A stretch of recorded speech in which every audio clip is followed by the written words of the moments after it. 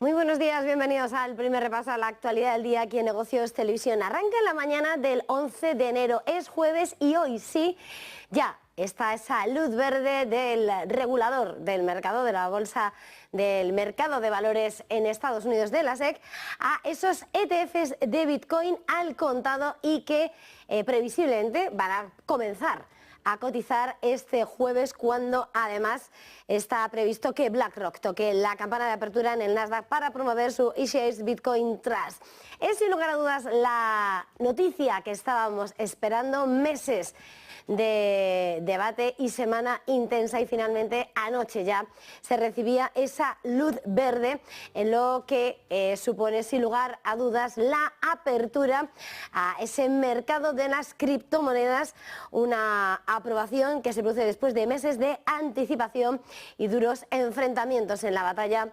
dialéctica ilegal. Por supuesto, este es uno de los grandes asuntos de esta mañana, en una jornada en la que, por supuesto, e importante, no podemos dejar de mirar otro de los grandes asuntos en lo que está siendo el tiempo real de los mercados, porque mirando a las bolsas asiáticas, las más madrugadoras, el índice Nikkei en Tokio acaba de romper los 35.000 puntos por primera vez desde febrero, desde 1990, ese fuerte comportamiento que está desempeñando ese índice de la bolsa de Tokio. Y por supuesto, en cuanto a actores protagonistas, muy pendientes de lo que es la reestructuración anunciada que llega a Google, que va a cobrarse cientos de puestos de trabajo y que en este punto, según además hemos conocido esta mañana, afectará a los puestos de trabajo de equipos de asistentes digitales basados en voz y en hardware,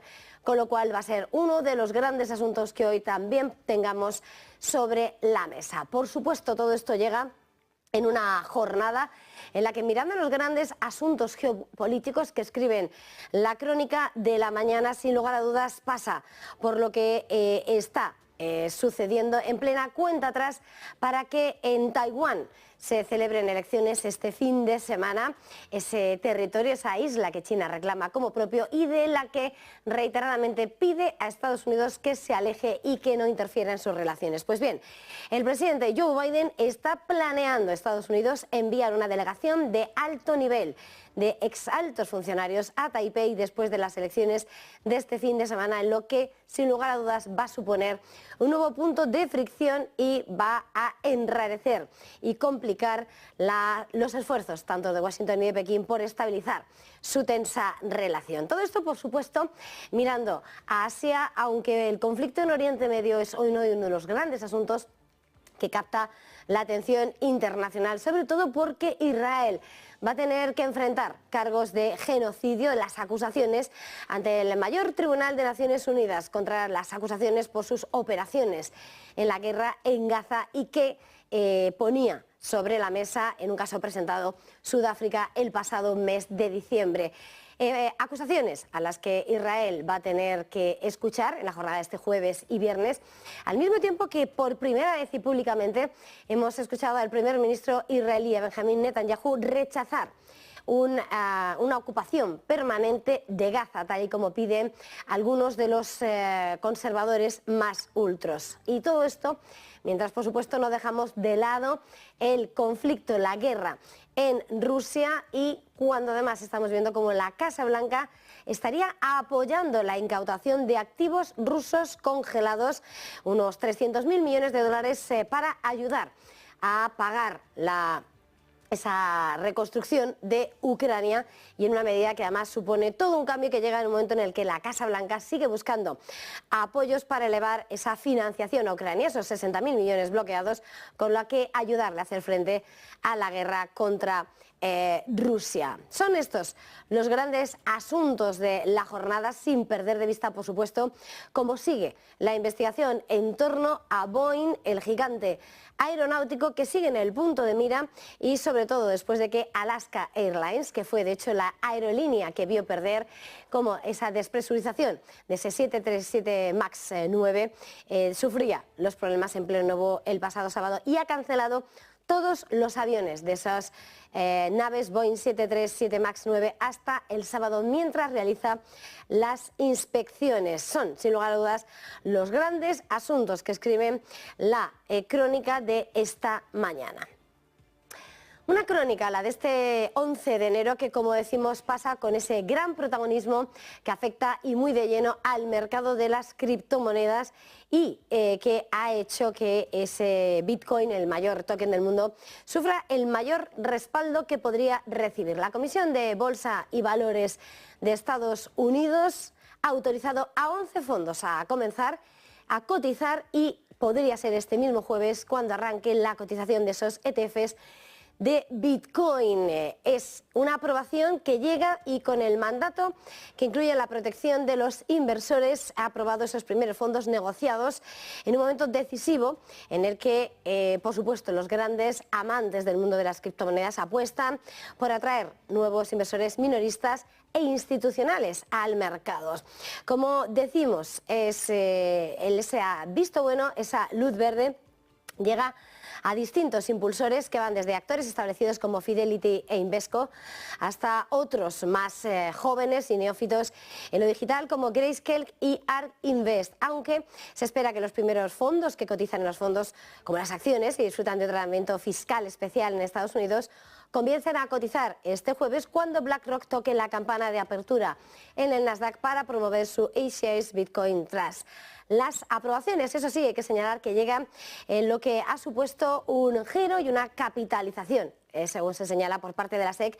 tras haber mantenido una dura oposición durante más de una década a este mercado de las criptomonedas y sobre todo desde que Tyler y Cameron Winklevoss, haciendo algo de historia, proponían por primera vez un ETF de Bitcoin ya en 2013, hace más de una década. Fue BlackRock en junio pasado al solicitar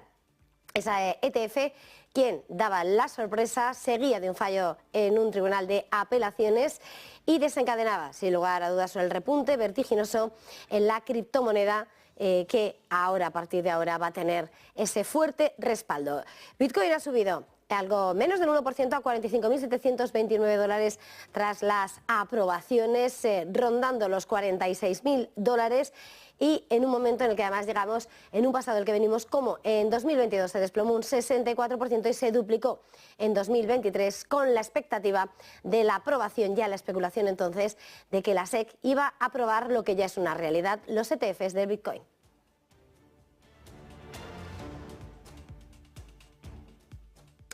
Y por supuesto seguimos pendientes de los grandes asuntos que centran la actualidad de los inversores, mirando sobre todo al terreno de la geopolítica y sobre todo a lo que va a ser una de las grandes citas electorales que va a marcar el calendario de este 2024. Este fin de semana, elecciones en Taiwán, ese gran punto de fricción, un territorio que China reclama como propio y que es uno de los grandes puntos de tensión entre Estados Unidos y Pekín, siendo además Taiwán uno de los lugares claves en la fabricación de semiconductores. El presidente de Estados Unidos, Joe Biden, planea enviar una delegación de alto nivel de exaltos funcionarios a Taipei tras las elecciones de Taiwán del sábado. Una medida que no en vano podría complicar los esfuerzos de Washington y Pekín para estabilizar su tensa relación. Pekín lo reconoce como Estado propio y advierte de manera continuada contra la injerencia de Washington. La Casa Blanca ha elegido a James Steinberg, ex subsecretario de Estado demócrata, y a Stephen Hadley, ex asesor de seguridad nacional republicano, para encabezar esa delegación bipartidista. Según publica Financial Times esta mañana, al principio de su administración, Biden ya envió 2 delegaciones de alto nivel de funcionarios para tranquilizar a Taiwán, para señalar ese apoyo de Estados Unidos frente a la presión de Pekín, pero enviar una delegación de este tipo inmediatamente después de las elecciones sería una práctica inusual y todos los analistas advierten que lo lógico y lo más esperado es que provoque una reacción enérgica por parte de Pekín.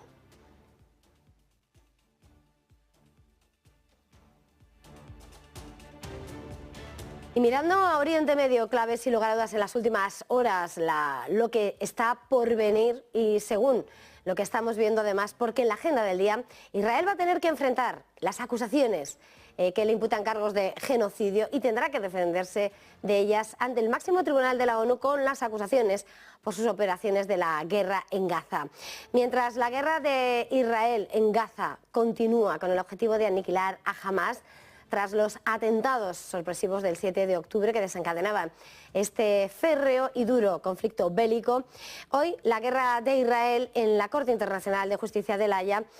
va a celebrar unas audiencias este jueves y viernes en lo que es un caso presentado por Sudáfrica el pasado mes de diciembre, reclamando que Israel está violando la Convención sobre Genocidio de 1948 en esa guerra contra los militantes de Hamás en Gaza.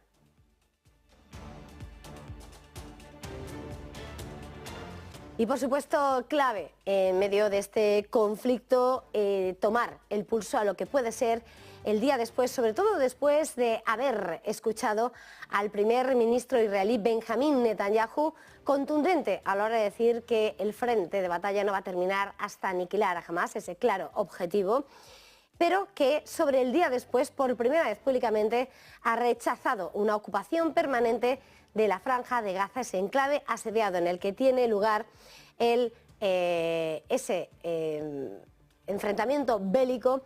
con los miembros de Hamás, miembros del gobierno de Gaza y que son de ese movimiento de resistencia islamista de Hamás, esa operación terrorista. En víspera de las audiencias en Naciones Unidas, con esas acusaciones de genocidio, hay que señalar cómo estas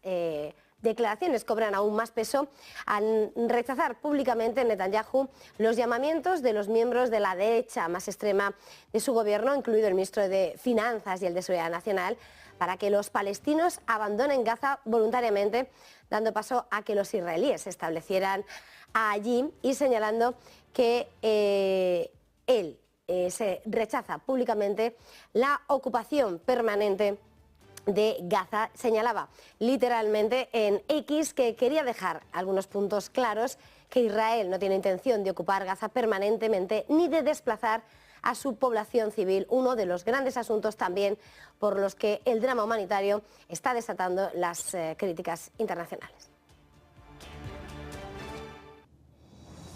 Y por supuesto pendientes también del conflicto, de la guerra en Ucrania y también con la mirada en lo que pueden ser los próximos pasos a dar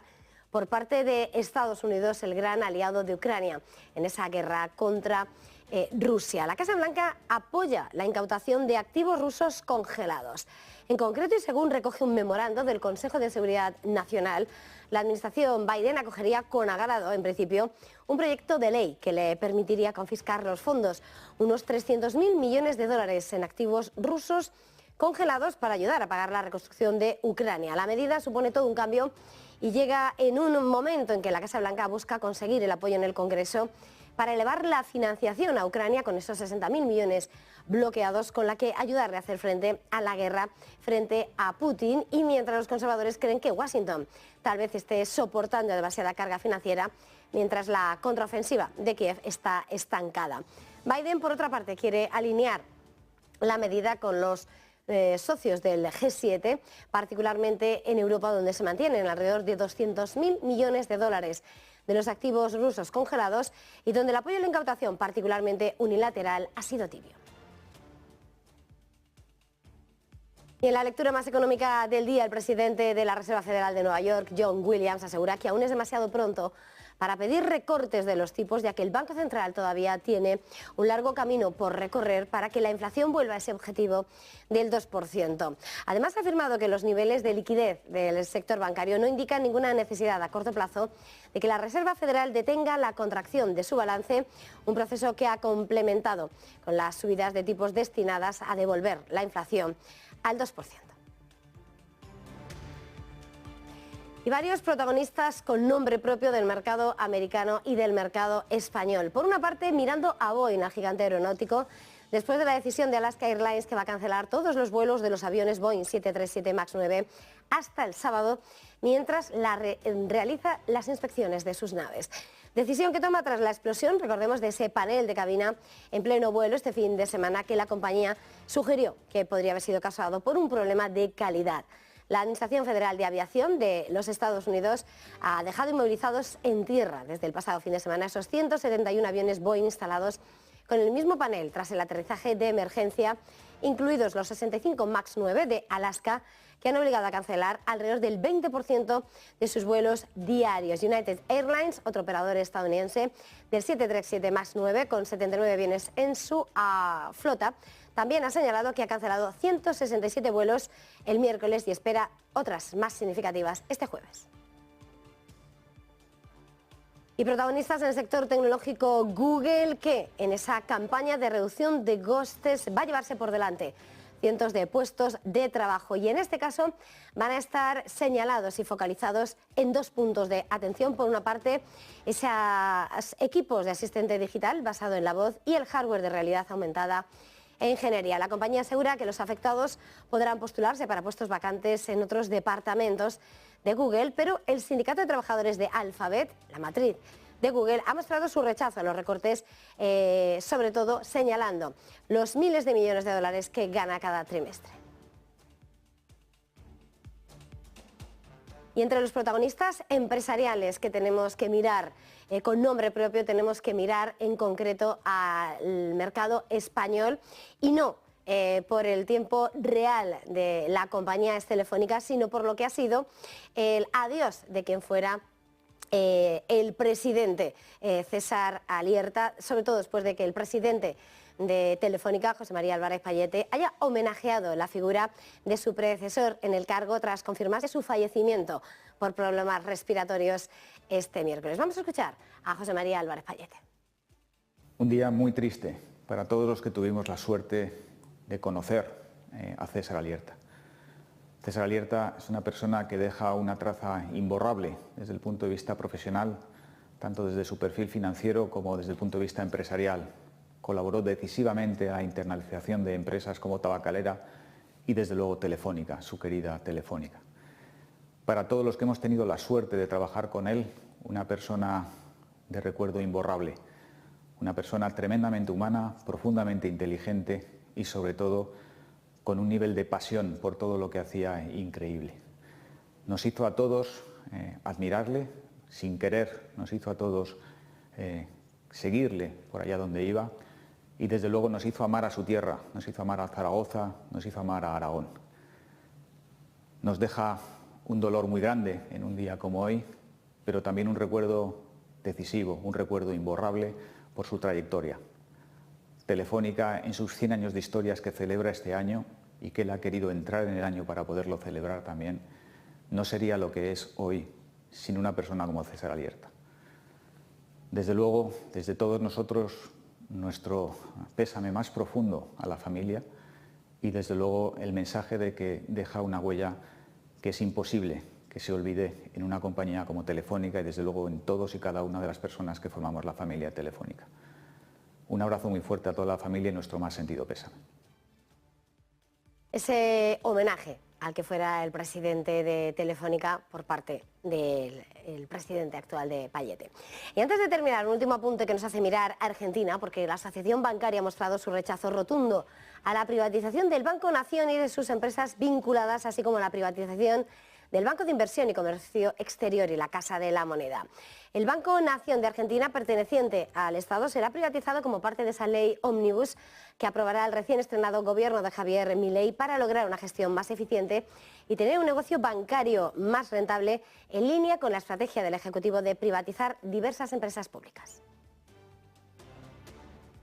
Y en este punto hacemos una pequeña pausa para publicidad y enseguida volvemos.